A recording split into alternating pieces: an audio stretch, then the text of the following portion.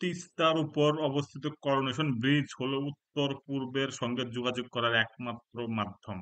আমরা জানি শিলিগুড়ি অর্থাৎ উত্তরবঙ্গের শিলিগুড়ির প্রায় সন্নিকটে অবস্থিত এই করোনেশন ব্রিজ, যেটি কিনা তৈরি হয়েছিল ১৯৪১ সালে।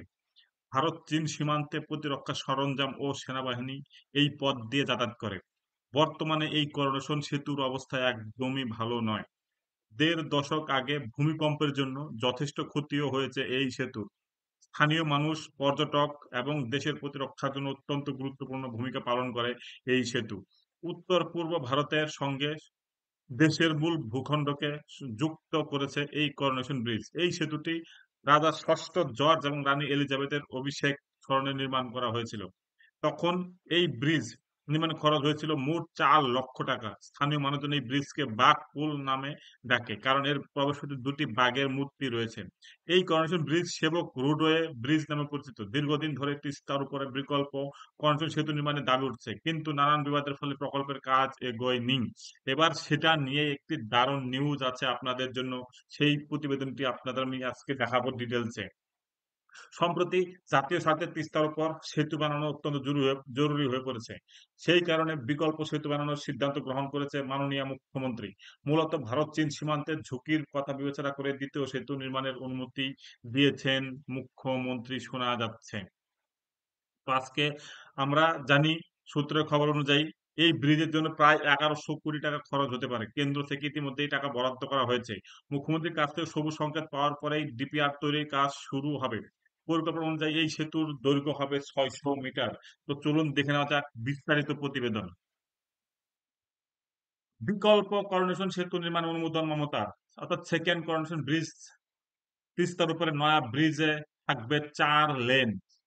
তিস্তার উপরে নয়া সেতু নির্মাণের উপর সবুজ সংকেত দিলেন মমতা বন্দ্যোপাধ্যায়। তিস্তার উপরে নয়া সেতু নির্মাণের উপরে সবুজ সংকেত দিলেন মমতা বন্দ্যোপাধ্যায়। সেটা করোনেশন সেতুর বিকল্প হবে, যা স্থানীয় মানুষ, পর্যটক তো বটেই, দেশের প্রতিরক্ষার জন্য অত্যন্ত গুরুত্বপূর্ণ। এই ব্রিজে থাকবে ৪টি লেন, অর্থাৎ নয়া সেতুতে ৪টি লেন থাকছে। দ্বিতীয় করোনেশন সেতু নির্মাণের সবুজ সংকেত দিলেন মমতা বন্দ্যোপাধ্যায়। রাজ্য সরকারের পূর্ত দপ্তরের সূত্র উদ্ধৃত করে সংবাদ মাধ্যম দ্য ওয়ালের প্রতিবেদনে এমনই জানানো হয়েছে। এই প্রতিবেদন অনুযায়ী করোনেশন ব্রিজের বিকল্প হিসেবে তিস্তার উপরে যে নয়া সেতু তৈরি করা হবে সেটার জন্য প্রায় ১১০০ কোটি টাকা খরচ হতে পারে। পশ্চিমবঙ্গের মুখ্যমন্ত্রীর সবুজ সংকেত পেয়ে যা ডিপিআর বা ডিটেল প্রজেক্ট রিপোর্ট তৈরির কাজ শুরু করা হবে। তারপর ধাপে ধাপে বিকল্প করোনেশন সেতু নির্মাণ করা হবে বলে সংশ্লিষ্ট মহলের তরফে দাবি করা হয়েছে। যে করোনেশন সেতু, অর্থাৎ সেবক রোডওয়ে ব্রিজ নামে পরিচিত, যেটি উত্তরবঙ্গের অন্যতম লাইফলাইনও বটে, শিলিগুড়ির সঙ্গে দার্জিলিংকে যুক্ত করেছে। করোনেশন সেতুর অবস্থা তেমন ভালো না। যদিও এই করোনেশন সেতুর অবস্থা বা স্বাস্থ্য খুব একটা ভালো নয়। ১৯৪১ সালে তৈরি হওয়া এই করোনেশন ব্রিজের বয়স হয়ে গিয়েছে। সেই সঙ্গে আবার ১.৫ দশক আগে ভূমিকম্পের জেরে করোনেশন যথেষ্ট ক্ষতিগ্রস্ত হয়েছিল। সেই পরিস্থিতিতে দীর্ঘদিন ধরে তিস্তার উপর বিকল্প করোনেশন সেতু নির্মাণের দাবি হয়ে আসছিল।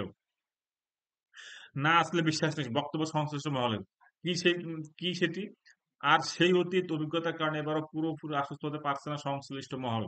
দীর্ঘদিন ধরে বিকল্প কনস্ট্রাকশন সেতু নির্মাণের পক্ষে সওয়াল করে আসা এক ব্যক্তি জানিয়েছেন, অতীতেও একাধিকবার ডিপিআর তৈরি হয়েছে, কিন্তু সেতু নির্মাণ করা হয়নি। তাই ডিপিআর তৈরি করা হচ্ছে মানে যে বিকল্প কনস্ট্রাকশন সেতু তৈরি হয়ে যাচ্ছে সেটা ভাবারও কোনো কারণ নেই। তবে অতীতের যাতে পুনরাবৃত্তি না হয় সেই আর্জি জানিয়েছেন তিনি।